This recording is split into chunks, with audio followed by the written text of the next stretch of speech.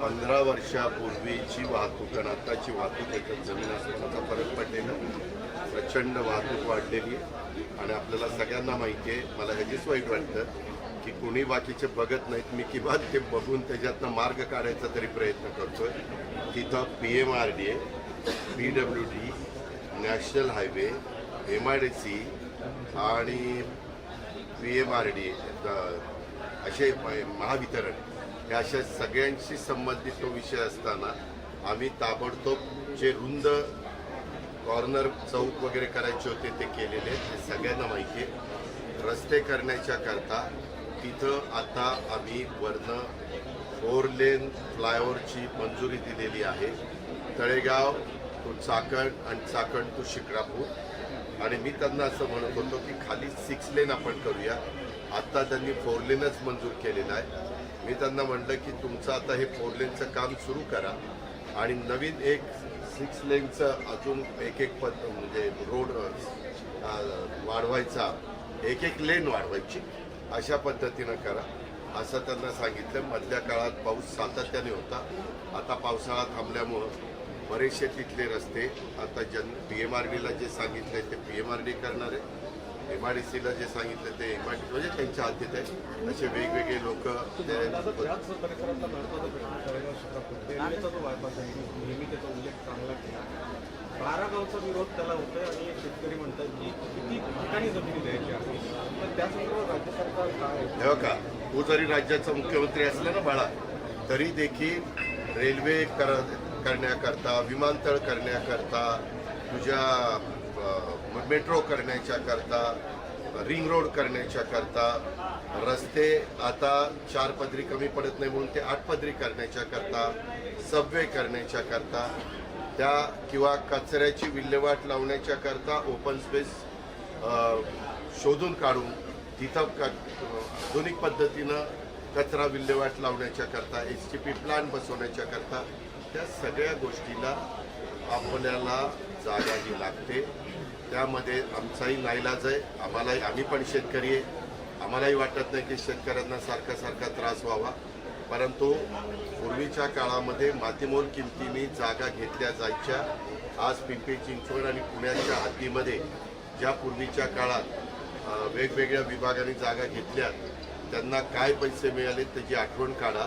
आता आम्ही किमान त्याच्या रेडी रेकनरच्या 4 पट तरी रक्कम त्या ठिकाणी देतोय, जेणेकरून नाईलाजास्तव त्यांना ती जागा दिल्यावर त्यांचं त्या पैशातनं दुसरीकडे काही ना काही त्याला गुंतवणूक करता आली पाहिजे किंवा व्यवसाय सुरू करता आला पाहिजे किंवा जमीन घ्यायची असेल तर त्याने जमीन घ्यावी. अशा पद्धतीनं आम्ही चाललेलो आहे. हे म्हणणं फार सोपं आहे की बाबा हे सारखी का घेता आणि मग करायचं कुठं? हवेत तर काय सगळ्या गोष्टी करता येत नाही. माजी नगरसेवकांना सुद्धा खरं तर 50,000 माजी नगरसेवकांना सुद्धा आपल्याकडे दाद मागावी लागली. एक मिनिट, मध्ये जर 4 वर्ष ते नगरसेवकच नव्हते, तू 4 वर्ष जर पत्रकारच राहिला नाही तर तू प्रश्न विचारू शकतो? नाही विचारू शकत नाही, कारण तू पत्रकारच नव्हता. तसं ते नगरसेवकच नव्हते. काय होतं, मी बोललो ना की तुम्हाला माझा तो शब्द खटकतो, पण आपण पण बोलताना विचारपूर्वक ते कंटिन्यू नगरसेवक असते आणि निवडणूक लागली असती आणि त्यांनी माझ्याकडे काही आणलं असतं तर तुझ्या म्हणण्याला तथ्य आहे. परंतु आता तुझ्या म्हणण्याला अजिबात तथ्य नाही. त्यामध्ये गेले 4 वर्ष सगळेजण प्रयत्न करतात, पण सुप्रीम कोर्टामध्ये एक मिनिट मी नोंदून जाईल. माझ्या प्रश्नाला तुम्ही प्रश्न विचारल्यानंतर उत्तर देणं माझं कर्तव्य. त्यामध्ये आम्ही सुप्रीम कोर्टापर्यंत सगळे गेलो, अनेक राजकीय पक्ष देखील कोर्टात गेले. त्या काळामध्ये ज्यावेळेस निवडणुका जाहीर झाल्या त्यावेळेस OBC घटक आहे हा संख्येने 53% आणि 450 समाज त्याच्यामध्ये मोडतो आणि त्यांना सगळ्यांना प्रतिनिधित्व मिळत नव्हतं. पुरुषांनाही मिळत नव्हतं, स्त्रियांना मिळत नव्हतं. फक्त SC आणि ST यांनाच पुरुष स्त्रियांना आणि ओपनमधल्यांना मिळत होतं. त्यावेळेस उद्धव ठाकरे साहेब मुख्यमंत्री होते आणि त्यांच्या मंत्रिमंडळामध्ये विषय झाला की असं करून आपल्याला चालणार नाही, वेळ पडली तर आपल्याला हायकोर्टाची, सुप्रीम कोर्टाची दाद मागावी लागेल आणि त्यांच्या लक्षात आणून द्यावं लागेल की हा OBCच्यावर अन्याय आहे. आणि म्हणून ह्याला विलंब झाला. मध्ये मग लोकसभा झाली, त्याच्यानंतर विधानसभा झाली, अशा या सतत गोष्टी होत गेल्या. त्याच्यामुळं जे ताण आहे तो ताण एकट्या खासदारावर आला, एकट्या आमदारांच्यावर आला. कारण नगरसेवक म्हणल्यानंतर आता इथं 128 नगरसेविका असतात आणि 5 काहीतरी असे 132-33 पर्यंत जातात. आता 133 लोकांनी या शहरामध्ये आपापल्या वॉर्डात लक्ष देणं आणि 3 आमदारांनी लक्ष देणं, याच्यात जमीन आसमानाचा फरक आहे. आणि अधिकाऱ्यांना अधिकार जरी असला तरी शेवटी ते अधिकारी त्यांच्या बदली होतात. आता आपल्या इथले शेखर सिंग आयुक्त होते, त्यांची बदली झाली. ते कुंभमेळ्याच्या निमित्तानं राज्याच्या प्रमुखांनी त्यांना नाशिकमध्ये घेतलं. आता इथं नवीन द्यायचं होतं, परंतु ज्यांना माहिती आहे, पूर्वी काम केलेले आहे, त्या श्रावण हर्डीकरांच्याकडे चार्ज दिला. कारण बऱ्याच जणांना आता बिहारची जी निवडणूक लागलेली आहे तिथं त्यांना पोस्टिंग देण्यात आलेली आहे. पोस्टिंग देण्यात आले म्हणजे जबाबदारी देण्यात आलेली आहे आणि त्याच्यामुळं ते तिकडं जात आहेत. आता इथं त्यांच्यावर मेट्रोची पण जबाबदारी आहे आणि ह्याची पण जबाबदारी, पण ती काही काळाकरता. उद्याच्याला निवडणुका संपल्यानंतर नवीन आयुक्त हा मुख्यमंत्र्यांच्याकडनं आमच्याकडं दिला जातो. 50,000 मतं बाहेर येतात. अशी गंभीर तक्रार तुमच्याकडे असणार म्हणजे आणि 53-56 त्या संदर्भात काय सूचना दिल्या आणि हे गंभीर नाही, ती सूचना मी देऊ शकत नाही. तो निवडणूक आयोगाचा अधिकार आहे. त्याच्यात जिल्हाधिकाऱ्यांनी त्यांना असं सांगितलं की असा गठ्ठा देऊन चालत नाही. उद्याच्याला त्या गठ्ठा त्यांचं ऐकून जर कमी केले आणि त्या गठ्ठ्यातले काही लोक 2 दुबार ठिकाणी मतदार नसतील तर त्यांच्यावर पण अन्यायकारक होईल. तर त्यांनी सांगितलं तुम्ही इंडिव्हिज्युअल प्रत्येकाचं द्या की आम्ही इथं स्वतः शोधलं, ही व्यक्ती इथं नाही आहे, ती शिरूरला आहे, ही व्यक्ती इथं नाही आहे, ती बाहेर आणखी मावळला आहे, ती मुळशीला आहे, असं जे काही असेल ते त्यांना लक्षात आणून द्यावं. त्याच्या संदर्भामध्ये ते म्हणाले की आम्ही ते तपासू आणि त्याबद्दलचं जे निवडणूक आयोगाने किंवा निर्णय अधिकाऱ्यांनी काही सूचना दिल्या असतील त्या पद्धतीने, कारण त्यांना स्वायत्तता आहे, त्याच्यामुळे त्यांच्या कामामध्ये काही बोलण्याचा आम्हाला अधिकार नाही. आम्हाला एवढा अधिकार आहे की निवडणुका पारदर्शक झाल्या पाहिजे, त्याच्यामध्ये सगळ्यांची काही विश्वासार्हता कमी होता कामा नये. ही जी काही आपल्या महाराष्ट्राची परंपरा आहे ती जपली गेली. कशाबद्दल काल मी त्याच्याबद्दल कालच मुंबईमध्ये सांगितलं. थोडा मला तोच मुद्दा काढला. काल आम्ही त्यांना परवा दिवशी नोटीस दिलेली पण तुम्ही दाखवली आणि त्या नोटीसीला ते उत्तर देते. ते उत्तर काय येतं ते बघून दादा, विरोधी पक्षाकडून आज निवडणूक आयोगाची भेट घेण्यात आली, त्यामध्ये निवडणूक रद्द करण्याची मागणी त्यांच्याकडून करण्यात आली. तर राज ठाकरेंनी एक सवाल त्यांनी विचारला की 3 पक्षांसाठी तुम्ही काम करतात सत्ते हो का? उद्याच्याला तुम्ही जरी गेला त्यांना काय प्रश्न विचारावा हा तुझा अधिकार आहे. संविधानाने तो तुला दिलाय, मला दिलाय, सगळ्यांना दिला. त्याच्यावर त्यांनी प्रत्येकाने ज्याला कुणाला वाटतं त्यांनी जावं, त्यांना प्रश्न विचारावेत आणि त्यांच्या शंकेचं समाधान करून घ्यावं, निरसन करून घ्यावं. शिवकुमार शिंदे साहेब म्हणाले असं मला वाटतं. ते देशाचे गृहमंत्री होते एकेकाळी. तो त्यावेळेसची परिस्थिती लक्षामध्ये घेऊन त्यांनी कदाचित ते वक्तव्य केलं असेल. तो त्यांचा अधिकार आहे. ते राज्याचे एकेकाळचे मुख्यमंत्री होते, एकेकाळचे गृहमंत्री होते. पण मी आपल्याला स्पष्ट सांगतो की आपल्या गडचिरोलीच्या परिसरामध्ये जो नक्षलवाद होता तो बराचसा आटोक्यात आलेला आहे. बरेच जण सरेंडर झालेले. तिथं आज करोडो रुपयाची इंडस्ट्री लागलेली आहे. तिथल्या अनेक मुलांना मुलींना रोजगार निर्माण झालेला आहे. तिथं रोडची कामं चाललेली आहेत. तिथं आता लवकरच विमानतळ होऊ पाहत आहे आणि तिथं ज्या पद्धतीनं आपल्याला खनिज मिळालेलं आहे, माईन ज्याला आपण म्हणतो, ते इतक्या मोठ्या प्रमाणावर मिळालेलं आहे की त्याच्यातून सगळं तिथलं चित्र जाणार आहे. नंबर 1चं स्टील तयार करण्याच्या करता ज्या खनिज लागतं ते मटेरियल, रॉ मटेरियल त्याला आपण म्हणू, ते रॉ मटेरियल फार मोठ्या प्रमाणात तिथं मिळालं. मी 2दा तिथं गेलो होतो.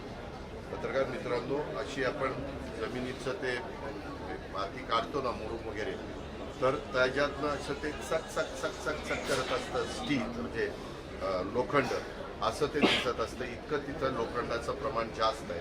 म्हणजे आपल्या देशात ज्या ठराविक खाणी आहेत त्याच्यामध्ये ओरिसाला एक तशा पद्धतीनं पाहायला मिळतं आणि आपल्या गडचिरोलीला एक तशा प्रकारच्या माहिती पाहायला मिळाली. त्यामुळं तिथं आता पूर्वीसारखा लक्ष लोभात राहिलं नाही. लोकांना आता तिथं रोजगार मिळालेला आहे. तिथं इंग्लिश मिडियमच्या शाळा झालेल्या आहेत. मुलींना पण तिथं वोल्वो ट्रक मुली चालवत असताना मी बघितलं. मोटरसायकलवर मुली येतात. हॉस्पिटल चांगली झालेली आहे. तिथं आपल्याच इथे एकेकाळी असणारे संदीप पाटील हे तिथं आजी म्हणून काम करतात. त्यांचं चांगलं काम चाललं. आता विकास कामाच्या नावावर शेखरसिंग बाळासाहेब कुटुंबाचं कर्जाचं लोकांना कधी गेलं अशी चर्चा रंगत शहरावर. मी त्याच्यामध्ये आज सकाळी त्या पुलाचं काम झाल्यानंतर येताना माझ्यावर हल्दीकर होते. हल्दीकरांना म्हटलं की अशा प्रकारची गप्प्यावर चर्चा झाली. फॅक्ट काय? कारण मी पण या शहराचं 25 वर्ष पत्रकार मित्रांनो प्रतिनिधित्व केलं. मी कधीही या शहरावर 1 रुपया देखील कर्ज होऊन दिलं नाही. एकदा आशिष शर्मा असताना अशी थोडीशी कुजबूज सुरू झाली. परंतु आपण म्हणालो की आपलं उत्पन्न व्यवस्थित वाढू, लिकेजेस कमी करू आणि एकंदरीत व्यवस्थितपणे उत्पन्न त्याची वसुली चांगली करू आणि त्याच्यातून आपलं कामकाज करू असा प्रयत्न आम्ही करावा. दादा, दुपारी मोशीमध्ये एक उद्घाटनासाठी तुम्ही जाणार आहात. त्याच ठिकाणी एक आंदोलन उपोषण सुरू आहे. मोशीमध्ये तुम्ही उद्घाटनासाठी जाणार आहात पण तिथे एक उपोषण सुरू आहे मागील 5 दिवसापासून रस्त्याच्या संदर्भात. रस्त्याची कामं त्या ठिकाणी झाली. तिथे भेट देणार आहात तुम्ही? नाही का, इथं मी स्वतः आलो ना. ज्यांच्या अडचणी होत्या त्यांनी इथं यायचं होतं. मी पण त्यांच्या तिथं आलेलो.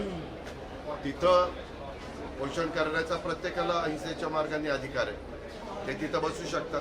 परंतु त्यांनी तिथं यावं, मला सांगावं. मी अधिकाऱ्यांशी बोलीन काय अडचण आहे.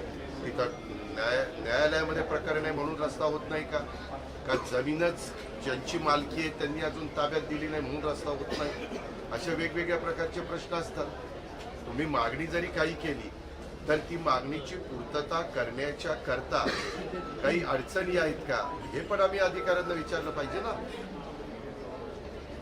सगळ्या गोष्टी विचारूनच आपण ते कामाचा निपटारा करण्याचा प्रयत्न दादा, सहकार मंत्री बाबासाहेब पाटलांनी गोंदिया जिल्ह्याच्या पालकमंत्री पदाचा राजीनामा दिला. काय नक्की कारण? त्यांना ते दूरवर पडते. ते अहमदपूरचे लातूरमध्ये आणि गोविंद हे जरा लांब पडत होतं. तुम्हाला माहिती असेल म्हणजे त्यांचं एक आजाराचा पण आजार त्यांना उद्भवला होता. तब्येत पण ते बरेच दिवस ॲडमिट होते लीलावतीला आणि त्याच्यामुळं थोडंसं तब्येतीचं कारण आणि असलं पाहिजे म्हणून तिथं मग मुख्यमंत्र्यांना विनंती केली किंवा तिथं ते नको म्हणता येईल तर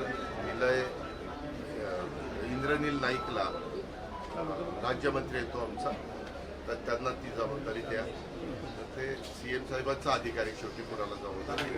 पालिका निवडणूक मेट्रो मार्गासाठी तुम्ही नागरिकांना आव्हान केली. मी आवाहन करायचं नाही का? राष्ट्रवादी वेगळी लढेल का एकत्र लढेल या संदर्भात आम्ही कसं महाविकास आघाडीमध्ये काम करत असताना महाविकास आघाडी स्थानिक स्वराज्य संस्थांमध्ये असावी असा प्रयत्न त्या काळात करायचो. तसं महायुतीमध्ये आता आम्ही आहोत तर महायुती वेगवेगळ्या ठिकाणी तिनं स्थानिक स्वराज्य संस्थांमध्ये काम करावं अशी आमची अपेक्षा आहे. शेवटी जनतेचा खूप महत्त्वाचा असतो आणि मी ह्या भागातल्या लोकांनी 1992 ते 2017 माझ्या नेतृत्वाखाली किंवा मार्गदर्शनाखाली जे काम माझ्या त्यावेळेसच्या टीमने केलं. मग ते महापौर उपमहापौर स्टँडिंग कमिटी चेअरमन त्यावेळेस PCLP होते त्याचे चेअरमन सभागृह नेता अशा अनेक मान्यवरांनी केलं. त्यावेळेस तर बरेच वर्ष विरोधी पक्ष नेता कोण असावं ते पण मीच ठरवायचो आणि त्या पद्धतीनं आम्ही करायचो. अर्थात त्यांना विश्वासात घेऊन कारण लोकशाही आहे आणि खेळीमेळीच्या वातावरणात आम्ही कधी असं टोकाचं हे केलं नाही. कारण विरोधी पक्षाचा नगरसेवक असला तरी तो त्या भागाचं प्रतिनिधित्व करतो. तिथलेही प्रश्न सुटले पाहिजे. शहराचा पण सर्वांगीण विकास झाला पाहिजे आणि तो करणार. करण्याचा मनापासूनचा मी आणि माझ्या टीमने प्रयत्न केला. मामास्केटचं पाणी मंजूर केलं, आपलं पवनाचं बंद पाईपलाईनचं पण त्याच्यात किती राजकारण झालं तुम्ही बघितलं. पण स्वच्छ चांगलं पाणी मिळावं. आंध्र प्रकल्पाचा पण बद्दल आपण विचार करतोय, कारण ज्या प्रकारे लोकसंख्या वाढते त्यावेळी सकाळी मी ज्ञानेश्वर चर्चा करत होतो की आता एकट्या पावलीचं पाणी आपल्या पिंपरी चिंचवडची वाढले झाली, झपाट्याने झालेली वाढ लक्षामध्ये घेता ते पुरणार नाही. पुढं आपल्याला टाटाच्या पण काही धरणातलं पाणी घ्यावं लागेल. मध्ये टाटाचे चंद्रशेखर गुंडे ते मला भेटलेले होते, त्यावेळेस त्यांना पण ती विनंती केली किंवा इथं आम्हाला तुमची मदत लागणार आहे. तर आपण परिवार मुलांची पारवा